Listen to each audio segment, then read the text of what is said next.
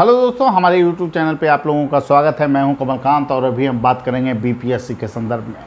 देखिए दोस्तों, बीपीएससी में अभी जो है इंटरव्यू का सिलसिला चल रहा है। ऐसे में सीडीपीओ और डीपीआरओ का इंटरव्यू समाप्त हुआ है। उसके बाद आपको जो है प्रोजेक्ट मैनेजर का इंटरव्यू कल से होना है।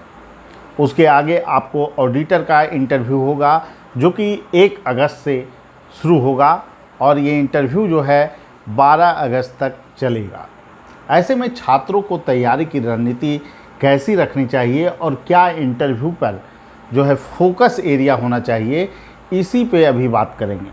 देखिए दोस्तों, इंटरव्यू को लेकर सबसे पहली जो समस्या है छात्रों में जो हम लोग देखते हैं कि कंटेंट ही उनके पास सही ढंग से नहीं होता है।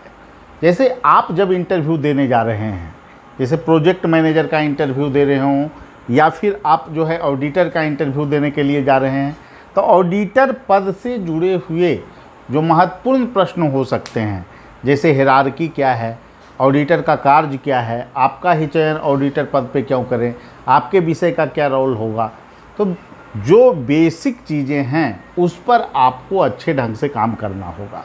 प्रमोशन स्ट्रक्चर क्या है ऑडिटर का, खास करके ऑडिटर के कार्य के संदर्भ में। इसके अलावा पंचायती राज चूँकि आपका विभाग है, तो पंचायती राज के संदर्भ में भी विशेष जानकारियाँ आपके पास होनी चाहिए, क्योंकि पंचायती राज जो है आपको कब आया, मेनली अस्तित्व में अधिनियम के रूप में 2006 में क्या बिहार में परिवर्तन हुए, पंचायती राज्य का जो 3 स्तर है वो क्या क्या है, तीनों स्तर के पॉलिटिकल हेड कौन कौन हैं, आपके यहाँ के एग्जीक्यूटिव हेड कौन कौन हैं, तो कुछ फैक्ट के लेवल पर भी जानकारियाँ और कुछ अप्रोच, जैसे कि पंचायती राज्य के स्तर पर केंद्र और राज्य सरकार की कौन कौन सी योजना क्रियान्वित की जा रही है, ठीक है। और फिर इकोनॉमिक्स है आपका या फिर कोई सब्जेक्ट है जैसे मैथ ऑप्शनल हो, तो उसके महत्वपूर्ण प्रश्न जो उसमें पूछे जा सकते हैं उस पर भी आपको पकड़ होनी अनिवार्य है।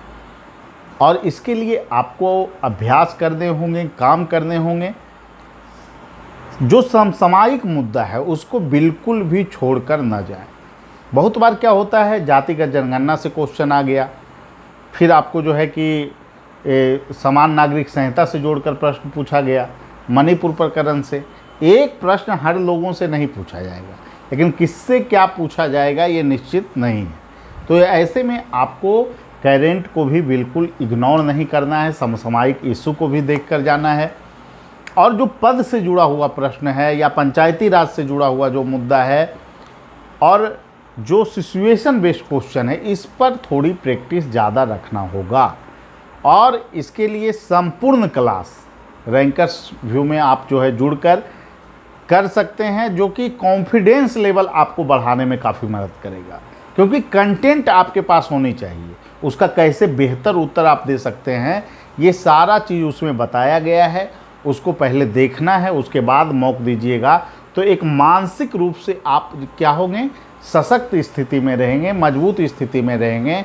और आपका जो बॉडी लैंग्वेज होगा, कैसे आप एंट्री कर रहे हैं, आई कांटेक्ट आपका कैसा है, बोलने का आपका शैली कैसा है, प्रशासनिक मापदंड पे आप उत्तर दे रहे हैं या नहीं। देखिए, उत्तर देना ये क्यूज प्रतियोगिता नहीं है, प्रश्न उत्तर प्रतियोगिता इंटरव्यू नहीं है।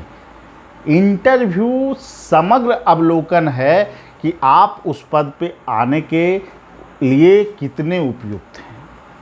अब यहाँ पर जो अंतर होने वाला है, मेंस तो सभी लोगों का हो चुका है, अब ये डिसाइड करेगा कि आपका फाइनल सिलेक्शन होगा या नहीं।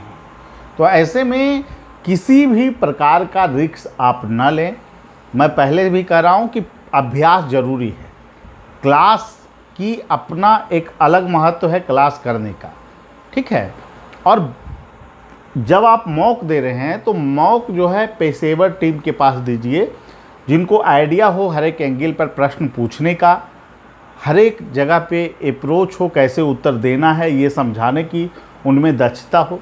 ये नहीं कि गए और 3-4 लोग बैठे हैं और वहाँ पर इंटरव्यू देकर आ गए। आपको स्किल, आपको प्रशासनिक मैनर आपको पता होना चाहिए। तो ये सब बहुत सारी ऐसी चीज़ें हैं। कभी कभी क्या होता है कि आप अगर दक्ष लोगों के पास इंटरव्यू नहीं दे रहे हैं तो कभी कभी प्रोटोकॉल भी आपको सही ढंग से पता नहीं चल पाता है, कुछ ऐसी गड़बड़ियाँ आप कर देते हैं जो कि आपके इंटरव्यू के स्कोर को कम कर देते हैं। तो कम से कम जब इस दहलीज पे आप पहुंच चुके हैं कि अब आपके कैरियर का निर्णायक चरण जो कि इंटरव्यू है और इसके बाद आपको सिलेक्शन पाना है, तो इसमें किसी भी प्रकार का कमी अपने स्तर पे ना छोड़ें।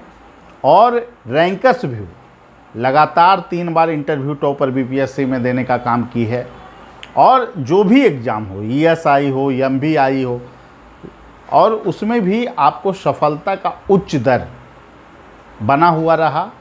यह साबित करता है कि हम लोगों का डेडिकेशन इंटरव्यू के प्रति है।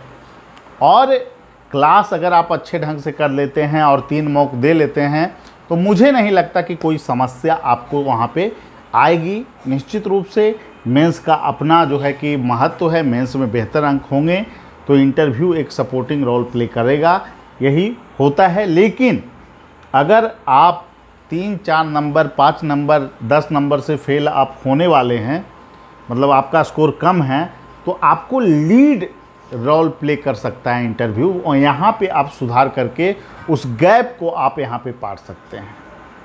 इसलिए जो भी लोग ऑडिटर का इंटरव्यू दे रहे हैं, उन लोगों से मैं एक ही बात कहूँगा कि इंटरव्यू जो जहाँ भी आप दे रहे हों, पहले आप ये समझने का कोशिश करें, जज करने का कोशिश करें कि आप प्रयोग तो नहीं हो रहे हैं, कि हर जगह फ्री मॉक, ये मॉक चल रहा है, वहाँ जाके आप प्रयोग की वस्तु तो नहीं बन रहे हैं।